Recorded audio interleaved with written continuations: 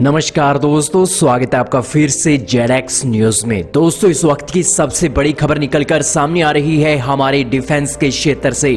चीन और पाकिस्तान के खतरे को देखते हुए आज भारत की सेना अपने हथियारों के प्रति युद्ध स्तर की तैयारी कर रही है और इसी की कड़ी में 5 राफेल फाइटर जेट जो लगातार उड़ाकर फ्रांस से भारत लाए गए थे, उसी की कड़ी में 3 राफेल फाइटर जेट और अब भारत नवंबर में आ रहे हैं और 4 नवंबर को ये भारत पहुंच जाएंगे। आज 2 नवंबर है और सिर्फ हमें एक दिन का और इंतजार है, क्योंकि एक दिन के बाद जो फ्लाइट है, फ्लाइट कंडक्ट करवाई जाएगी और एक बार फिर से नॉन स्टॉप फ्लाई करके ये राफेल फाइटर जेट फ्रांस से भारत लाए जाने हैं। दोस्तों, राफेल फाइटर जेट को फ्रांस से भारत लाने के लिए नॉन स्टॉप क्यों उड़ाया जा रहा है, तो आपकी जानकारी के लिए बता दें कि ये नॉन स्टॉप इसलिए उड़ाया जा रहा है ताकि फ्रांस के फाइटर जेट की कैपेबिलिटीज को भी टेस्ट किया जा सके और इसी के साथ ही जो चाइना और पाकिस्तान का खतरा है, उस पाकिस्तान और चाइना के खतरे को देखते हुए हमारे फाइटर जेट बिल्कुल तैयार हैं,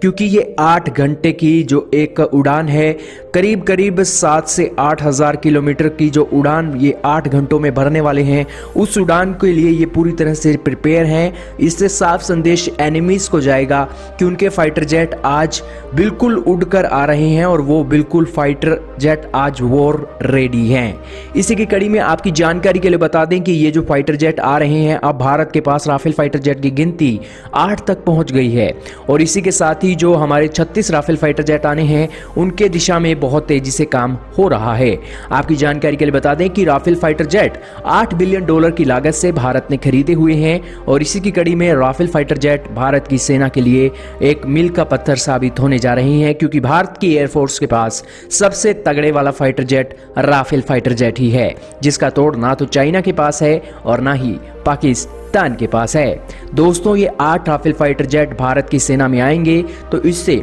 जो हमारा एक अरुणाचल प्रदेश और कोलकाता वाला बेस है, वहां पर ये 3 राफेल फाइटर जेट रखे जाने की बातें बोली गई हैं। लेकिन इसी के साथ 5 राफेल फाइटर जेट चीन और पाकिस्तान को घेरने के लिए अंबाला एयरबेस और इसी के साथ ही जो अब 3 फाइटर जेट आने वाले हैं, वो कोलकाता एयरबेस में रखे जाने हैं। वैसे देखना होगा कि आखिरकार Indian air force Rafale fighter jet के मामले में भारत की सिक्योरिटी के ऊपर किस तरह का एक नया प्लान तैयार करती है, क्योंकि आईएएफ ने लगातार हमें भी और आपको भी सरप्राइज ही किया है। क्योंकि जब आईएएफ कुछ काम करता है, दुश्मनों को